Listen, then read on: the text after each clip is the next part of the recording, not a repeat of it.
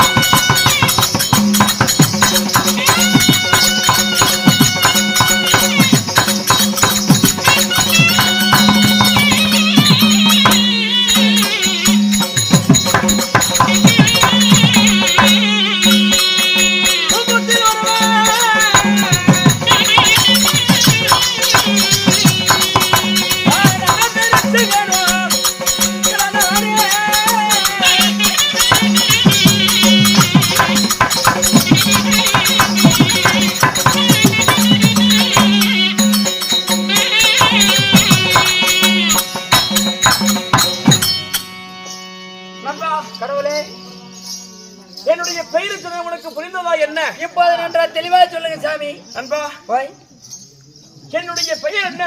உங்களுடைய பெயர் என்ன? நந்தநந்தனன், நாராயணன், கோவிந்தன், வெங்கடேஸ்வரன், பாலாஜி, திருமால், பெருமாள், இப்படி பல பெயர்களிலே போற்றக்கூடிய திருமூர்த்திகளை ஒரு மூர்த்தியை விளங்கி வரக்கூடிய நான் அளிக்கக்கூடிய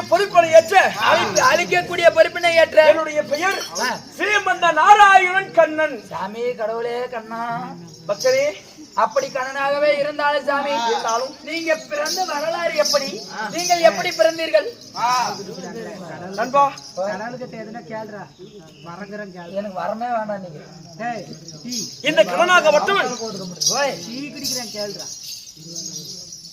இந்த கடவுளாகப்பட்ட கண்ணன் நான் எப்படி பிறந்தவன்? எப்படி பிறந்தவர்கள்? இந்த கடவுளையே பெற்றெடுத்த என் அன்பு தாய் தந்தைகள் நான் எப்படி பிறந்தவன்? எப்படி பிறந்தவன்? நண்பா, ஏங்க என்ன கேக்குறல? நீ எப்படி பிறந்த? எங்க அம்மா பிளத்தாச்சி நம்ம மறந்துகிட்டேன். நண்பா, நான் எப்படி பிறந்தவன் தெரியுமா? டீ குடிச்சாலும் மத்தளகா டீ குடிக்கூடாதுங்க. நீங்க எப்படி பிறந்தீங்க? யுகங்கள் இருப்பது தெரியுதா பிறந்த கலியுகம் என்று சொல்லக்கூடிய இந்த 4 யுகத்திலே கிரீத முதல் யுகத்தில் எத்தனை அவதாரங்கள்?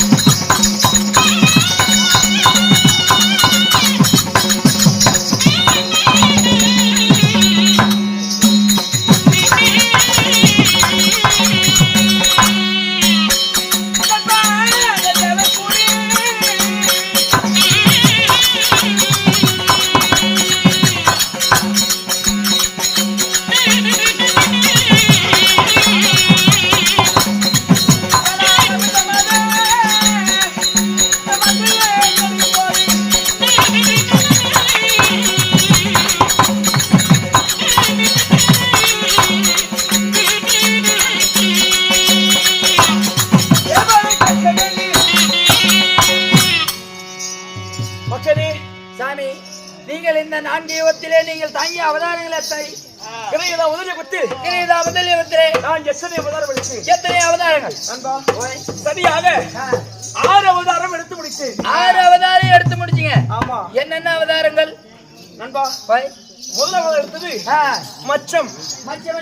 மச்சம் என்றால் மீன். மீன் மச்சம் மச்சம் கூர்மம் கூர்மம் வராகம் வராகம் வாமனன் நரசிம்மன் நரசிம்மன் பரசுராமன் இப்படி கிரீட உலகத்தில் நான் 6 அவதாரம் எடுத்து முடித்தேன். 6 அவதாரங்கள் எடுத்தீங்க. ஆமா. சரி கிரீட முடிந்து கிரீட யுகத்திலே யாருக்கு மகனாக பிறந்தீங்க? யாருக்கு மகனாக பிறந்தீங்க?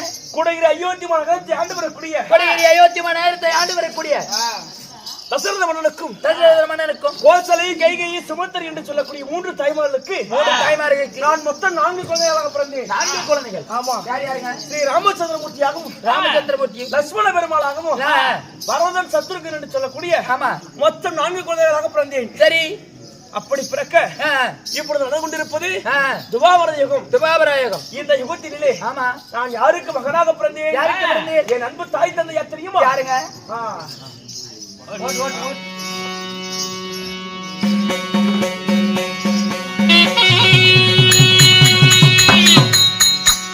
என்னை பெற்றெடுத்த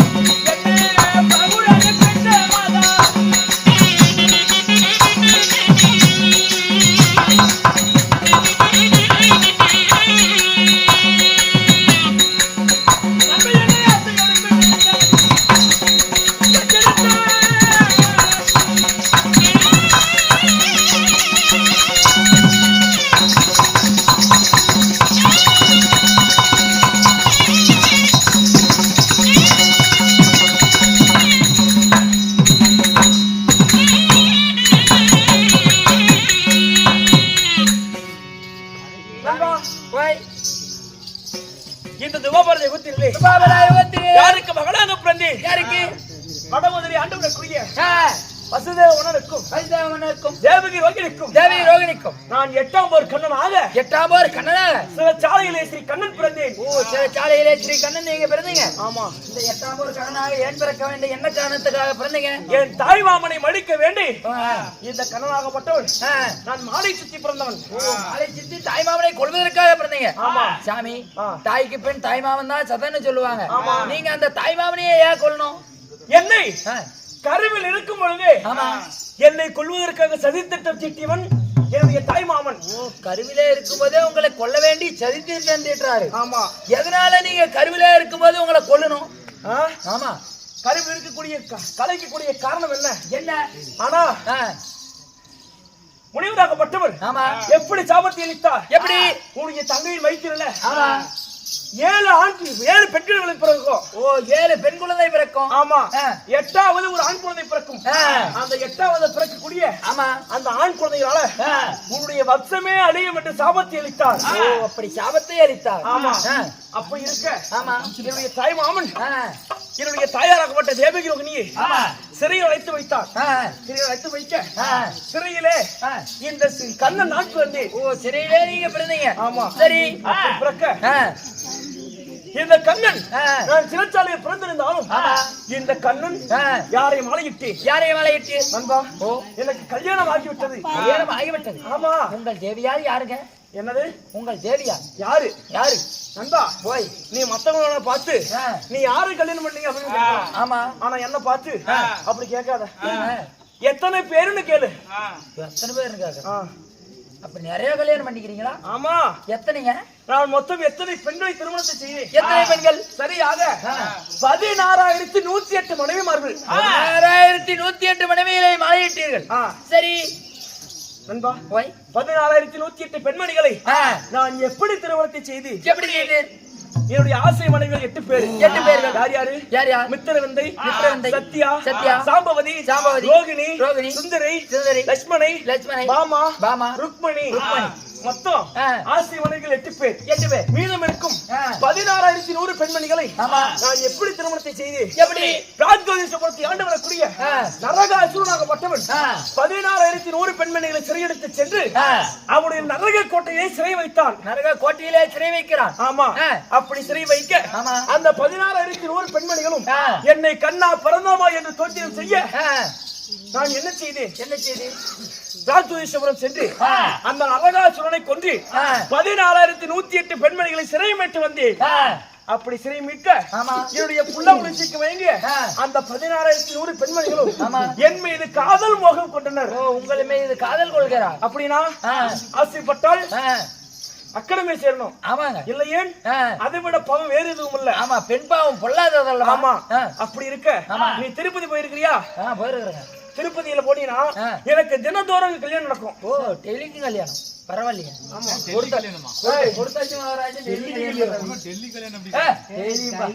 தினந்தோறும் திருமணம். ஆமா எனக்கு சொத்து தண்ணில வராது. அப்படி அப்படி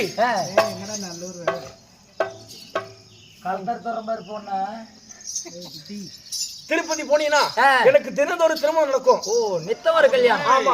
அப்படி தினந்தோறும் திருமணம் செய்வதால எனக்கு நித்திய கல்யாணம். நித்திய கல்யாணம்.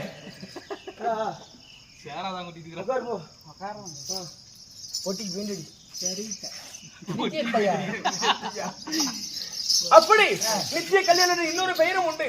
இருந்தாலும் நான் இன்று எதற்கு வந்தேன்? நண்பா ஆசை மனைவியாகப்பட்ட லட்சுமியை வரவழைத்து அவளோடு ஒன்று சேர்ந்து சந்தோஷமா இருக்க வேண்டும். அதுதான் பண்றீங்க சொல்லுங்க. அதனால என்னுடைய ஆசை மனைவியாகப்பட்ட லட்சுமி அரண்மனை இருக்கிறார். மன்ன உழைத்தார் என்று சொல்லி என்னுடைய மனைவியை போய் அழைத்து வைப்போம். ஆகட்டும். போய் வரட்டுமா? போய் பாருங்க. கேளுங்க சபையார்களே. அதே சமயத்திலே ஆதிலட்சுமி சபைக்கு வருகிறார். கண்ணே தேவி உங்கள் திருவடி பாதத்திற்கு இந்த மங்கையால் பட்ட லட்சுமி உங்க பாதத்தை பணிகிறேன் சாமி. கண்ணே கண்ணான கணவன் என்று புள்ளையான புருஷன் என்று கண்ணனுடைய பாதத்தை கற்பு கரசியாக பணிந்திருக்கிறாய்.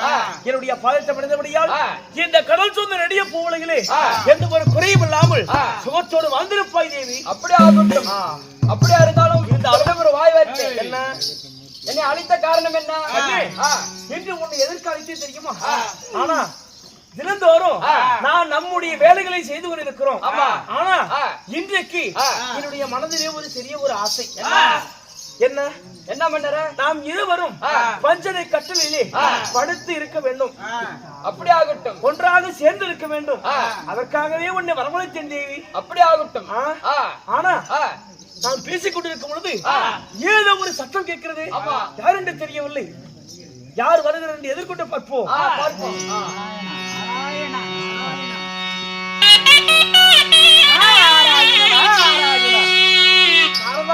தாத்தா வணங்கி நாரதா பாட்டி நாரதா அப்படி ஆகட்டும்.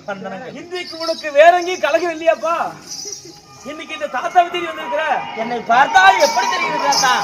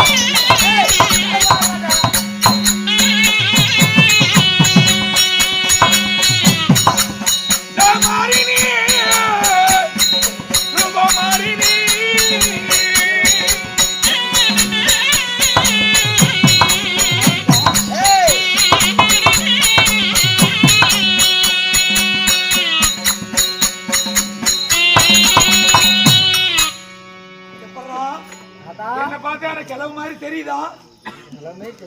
ஏதாதா பழுத்த கிழவன் போல பற்குணன் ரூபம் மாதிரி இருக்கிறேன். வயதான கிழவன் போல வாழ்விஜயன் ரூபம் மாதிரி இருக்கிறேன். என்ன நல்லா தெரியுதா? 7 பொண்டாட்டி கட்டி மாதிரி இன்னொன்னு கல்யாணம் ஆச்சு புடிச்சிட்டாடுது. ஒண்ணுமே புரியல உலகத்திலே